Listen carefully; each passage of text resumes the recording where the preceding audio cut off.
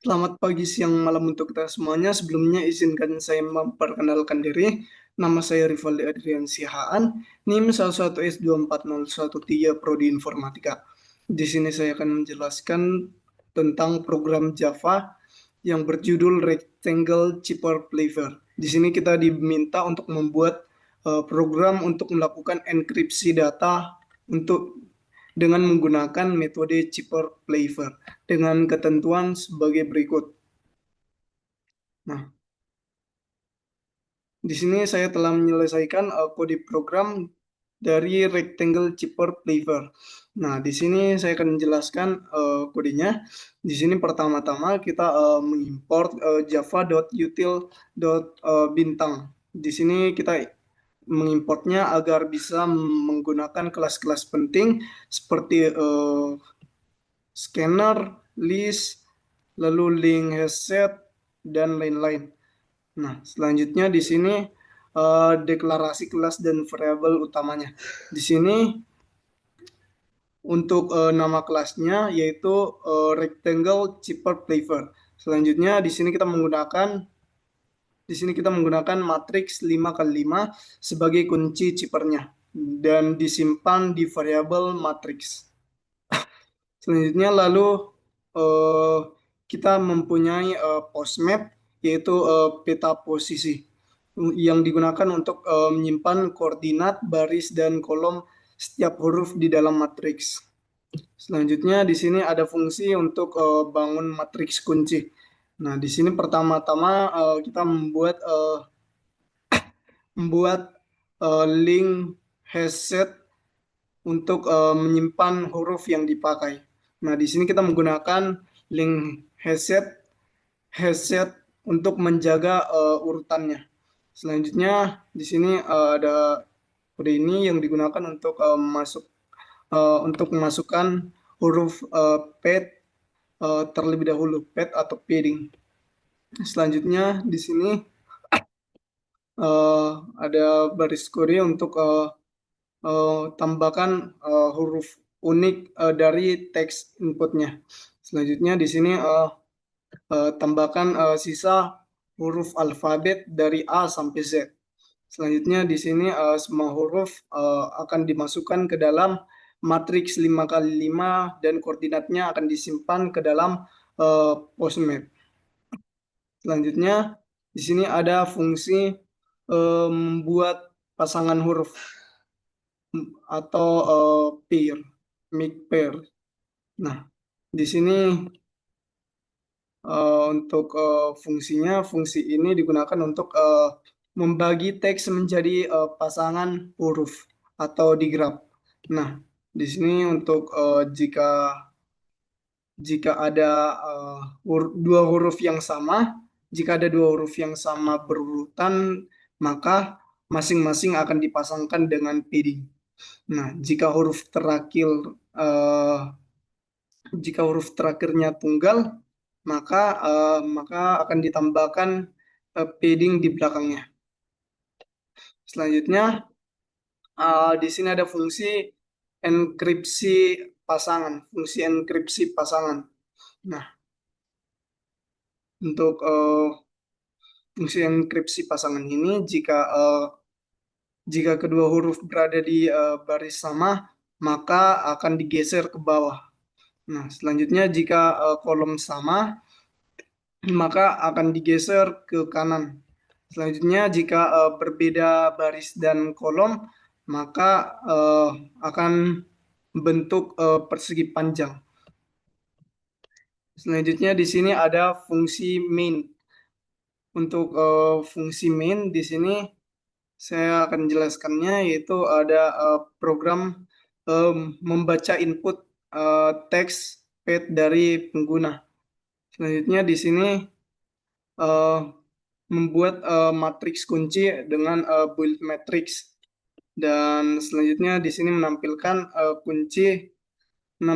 kunci matriksnya. Lalu di sini eh, membentuk eh, pasangan membentuk pasangan hurufnya, lalu melakukan enkripsi setiap pasangan, lalu menampilkan hasil akhir dari enkripsi. Lalu scannernya ditutup untuk menghindari resource leak. Nah, di sini saya akan menjalankannya di terminal.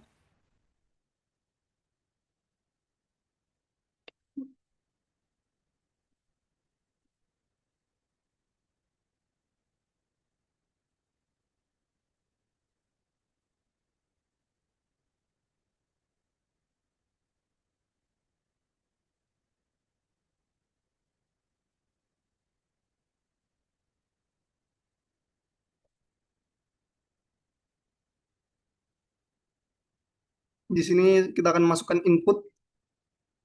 Nah, kita masukkan input seperti ini.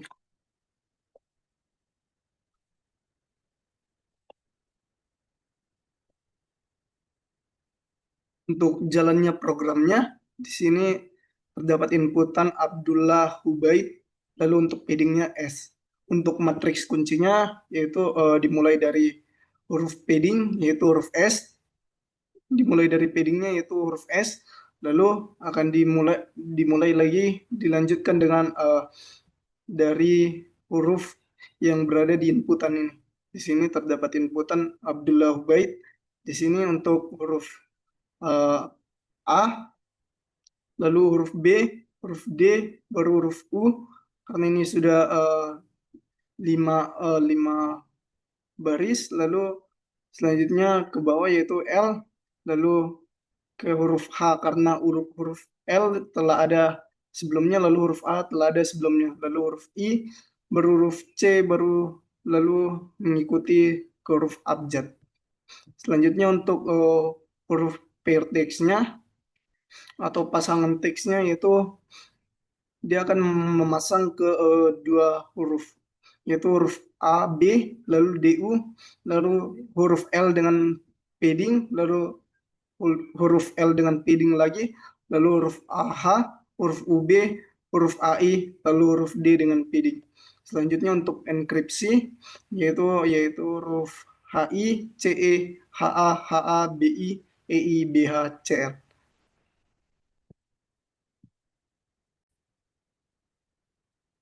Selanjutnya di sini saya akan menjelaskan program Java penilaian capaian pembelajaran. Nah, untuk persoalannya diberikan sekumpulan nilai bobot yang mewakili bentuk penilaian yang disimbolkan sebagai berikut. Simbol PA partisipatif, T tugas, K kuis, P proyek, UTS ujian tengah semester, UAS ujian akhir semester. Dapatkan grade yang diperoleh menggunakan nilai akhir dari aturan berikut dengan aturan seperti ini. Selanjutnya, tentukan nilai yang diperoleh apakah sudah tercapai atau tidak tercapai. Dengan syarat tercapai jika nilai capaian besar sama dengan 49,5. Di sini saya telah menyelesaikan program dari penilaian capaian pembelajaran yaitu seperti ini. Nah, di sini untuk kode programnya yang pertama-tama kita mengimport java.util.bintang, lalu mengimport java.util stream collectors, lalu import java math big decimal, lalu import java math routing mode. Nah, di sini untuk yang pertama ada kelas assessment komponen. Nah, kelas ini digunakan untuk merepresentasikan satu komponen penilaian individual, misalnya T1 dan T1P2 dan lain-lainnya. Selanjutnya di sini ada ID dan type. Nah, ID dan type ini digunakan untuk identifikasi. Misalnya ID T1. Lalu untuk type itu misalnya T, ada P, UTS dan lain-lain. Selanjutnya di sini ada max score dan actual score. Nah, kalau max score dan actual score itu digunakan untuk menyimpan skor mentah. Nah, max score dan actual score ini digunakan di aggregate scores. Nah, metode aggregate score ini jika ada beberapa inputan untuk komponen yang sama, maka skornya akan diakumulasikan, bukan ditimpa. Selanjutnya ada sub CPMK ID. Nah, sub CPMK ID ini akan menyimpan ID dari sub CPMK yang diukur oleh komponennya. Selanjutnya ada max contribution dan actual contribution. Nah, max contribution dan actual contribution ini merupakan nilai matang setelah dikalikan dengan bobot kategori. Nah, max contribution dan actual contribution ini bukan skor mental lagi, tapi kontribusinya terhadap nilai akhir 100. Selanjutnya ada kelas asesmen kategori. Nah, kelas asesmen kategori ini merupakan kelas untuk merepresentasikan satu kategori penilaian. Misalnya itu tugas proyek. Nah,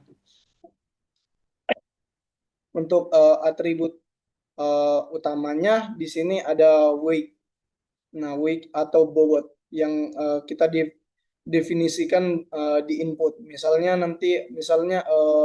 tugas memiliki bobot 20%. Nah, selanjutnya ada metode calculate komponen contribution.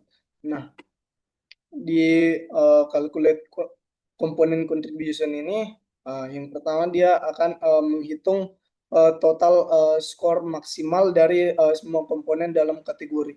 Selanjutnya setiap komponen untuk setiap komponen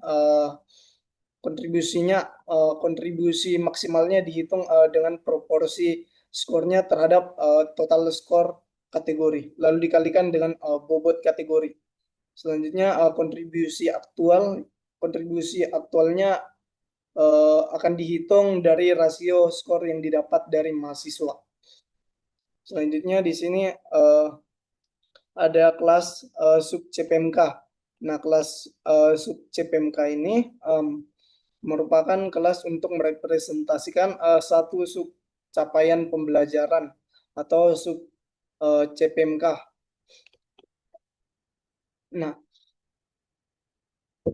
Nah, pada kelas ini akan mengumpulkan semua komponen penilaian seperti asesmen komponen dari berbagai kategori yang relevan untuk mengukur capaiannya. Nah, metode pada sub CPMK yaitu ada metode get total actual contribution dan get total max contribution. Nah, metode get total actual contribution dan get total max contribution ini hanya digunakan hanya untuk menjumlahkan kontribusi dari semua komponen yang terkait hanya dengannya. Selanjutnya di sini ada metode get assessment percentage. Nah, metode get assessment percentage ini menggunakan big decimal untuk perhitungan persentase yang presisi dan untuk menghindari masalah pembulatan pada tipe data flow. Nah, selanjutnya ada metode get status. Nah, metode get status ini menentukan apakah capaian ini tercapai atau tidak tercapai. Nah, di sini dalam rentang kalau nilai persentasenya lebih besar sama dengan 49,5 maka dia akan tercapai. Kalau lebih kecil dari 49,5 maka tidak tercapai. Selanjutnya di sini ada kelas utama yaitu